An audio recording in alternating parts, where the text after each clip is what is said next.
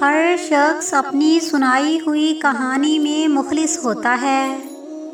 خوش فہمیوں کے سلسلے اتنے دراز ہیں، ہر اینٹ سوچتی ہے کہ دیوار مجھ سے ہے۔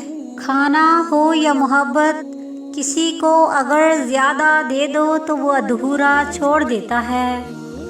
روٹھ جانے کی صدی اب گزر گئی، اب نظر انداز کرنے کا زمانہ ہے۔ ایک نسل کی جہالت دوسری نسل کی روایت اور پھر تیسری نسل کا عقیدہ بن جاتی ہے۔ جو سب کے سامنے آپ کو قبول نہ کر پائیں، وہ تنہائیوں میں بھی آپ پر کوئی حق نہیں رکھتے۔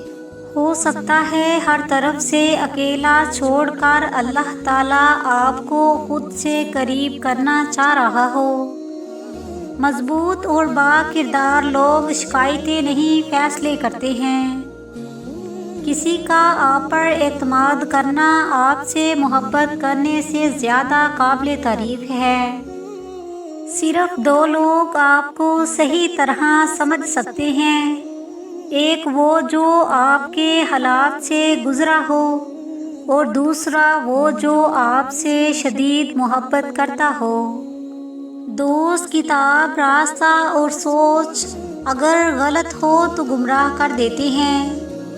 دعا ایک واحد ایسی چیز ہے جس کو نصیب پر فضیلت حاصل ہے۔